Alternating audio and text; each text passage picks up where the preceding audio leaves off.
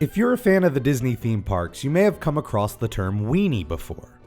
If you're not a fan of the Disney theme parks, this video has probably already gotten a little weird for you. So what is a Disney weenie, and where did it come from? Walt Disney was obsessed with the design and construction of Disneyland. That's just the kind of person he was. While other heads of companies might just sign off on big projects and let others worry about the details, Walt gave them the attention that a passion project truly deserved. As a result, he spent most of his days and nights not only overseeing his company, but also planning and overseeing Disneyland as well.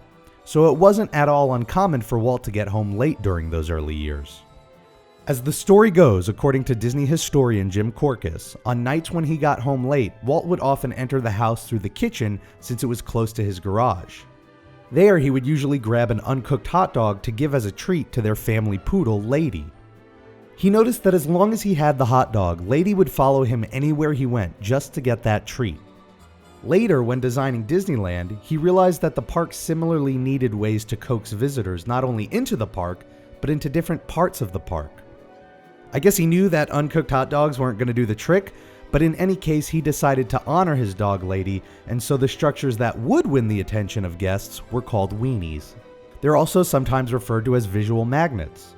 The castles at all of the Disney parks around the world, they're the quintessential Disney weenies. However, beyond being the element that would pull guests in from Main Street, Sleeping Beauty's castle was intended to be the weenie that would draw guests back out of each of the lands at the park. You see, when Disneyland opened in 1955, almost none of the lands were connected to one another. They were essentially all dead ends. So guests who wanted to go from Tomorrowland to Fantasyland had to walk back out to the hub to get there first. With that design, the castle would be a visual anchor in which guests would be able to get their bearings and return to the hub whenever they needed to. The castle wasn't the only Disneyland weenie though. Virtually all of the lands were designed to have their own distinct weenies to draw guests in. Over in Tomorrowland, there was not only a world clock at the entrance of the land, but also a TWA Moonliner rocket at the back. Peering into Frontierland, guests would see the docked Mark Twain riverboat, welcoming guests into the past. Fantasyland had the castle, of course, and even Main Street USA had its own in the form of the Disneyland Railroad Station, which acted as a weenie for guests leaving the park. The only land that didn't have its own weenie was Adventureland, and that was, like most things at Disneyland, intentional.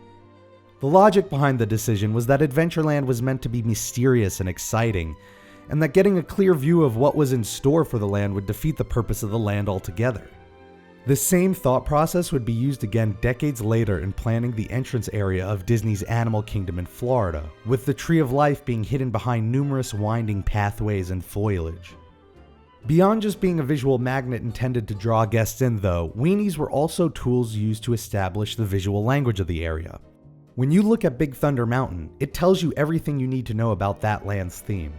And it's only as they approach the attraction would a newcomer to the parks even realize it is an attraction. It helps establish the aesthetic language that the area is going to use to transport the guests to another world, and creatively hides the details so that only exploration would allow them to see everything. Speaking of hiding, another important element to designing a Disney weenie is knowing where to place it so that it doesn't interrupt the sightlines from other areas of the park. When you're in Tomorrowland, it's important that you can't see Big Thunder because it just wouldn't make any sense. You're in Tomorrowland. Unless, of course, you can design a Disney weenie to have two different themes from two different angles. With a little bit of care and planning, what can look like a creepy Hollywood hotel from one perspective is just another building in the Moroccan skyline from another. Of course, if care isn't taken to sightlines and design, as was the case when Michael Eisner was placing the, at the time, new Swan and Dolphin resorts, you end up with a visual inconsistency that breaks the theme. Expedition Everest, Grauman's Chinese Theater, Spaceship Earth, the Tower of Terror. Yeah, they might have a silly name, but weenies are an important aspect of Disney history that have guided the design of Disney parks and attractions for decades.